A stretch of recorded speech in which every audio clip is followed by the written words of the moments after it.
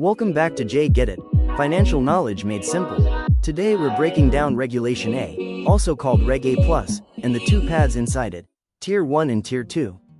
Think of it like a mini-IPO lane, still regulated, still disclosures, still SEC review, just not a full IPO. Learning objectives. By the end of this training, you'll be able to explain Regulation A in plain English, compare Tier 1 versus Tier 2, and identify the biggest compliance differences.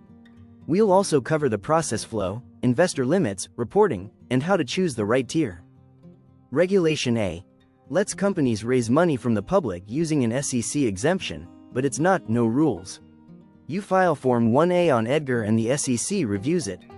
And you can't sell until the SEC qualifies the offering, so qualified is the green light. Here's the quick comparison. Tier 1 allows up to $20 million in a 12-month period. Tier 2 allows up to $75 million. Tier 1 tends to be lighter on ongoing reporting, while Tier 2 is built for broader reach, if you can handle audits and reporting. This is the number one practical difference. Tier 1 often means state securities reviews, so it's usually best when you're offering in one or a handful of states. Tier 2 generally preempts state registration for the offering itself, so you can go broader, while states still keep anti-fraud enforcement. Tier 1 has no federal investment cap. Tier 2 adds investor protection. If the offering isn't exchange listed and the investor is non-accredited, there's generally a 10% limit based on income or net worth. The point is access to the public, without letting someone overextend. Tier 1 is typically lighter, audits generally aren't required.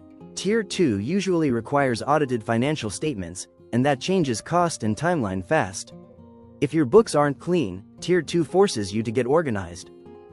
Tier 1 is often closer to raise and wrap up. Tier 2 is different. You're committing to ongoing SEC reporting, like Form 1K, Form 1SA, and Form 1U. Translation. Tier 2 is fundraising plus a compliance calendar you have to live by.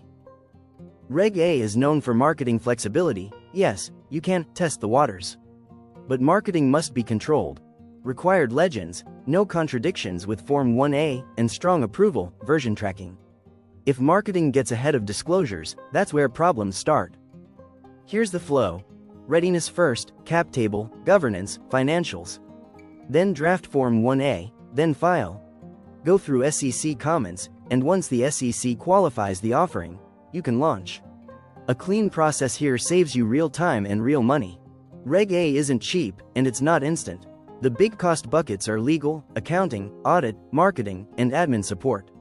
The hidden cost is internal time, collecting documentation, answering SEC comments, and maintaining compliance after launch. Here are the top mistakes. Marketing hype that isn't supported by disclosures, messy cap tables, underestimating Tier 2 reporting, and having no compliance owner after qualification. The fix is simple: governance, documentation, and a real reporting plan. Use this quick filter. Raising more than $20 million? You're likely in Tier 2 territory. Staying in a few states and wanting lighter ongoing reporting? Tier the 1st of May fit. If you want broad reach but aren't audit, reporting ready, slow down and build readiness first. Let's make it real. A company raising $8 million in 2 states? Tier 1 is a strong candidate.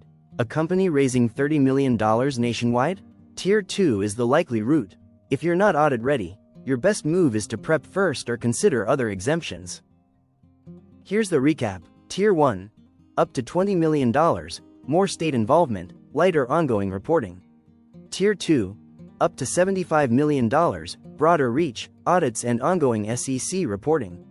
Tier 2 buys scale, paid for with structure. Next steps. Run a readiness checklist, talk to securities counsel and auditors early, and build marketing approval controls before testing the waters. And if you want, we can do the next training comparing Reg A versus Reg D versus regulation crowdfunding. Disclaimer. This content is for educational purposes only and is not financial, legal, or investment advice. Please consult a qualified professional before making any financial decisions.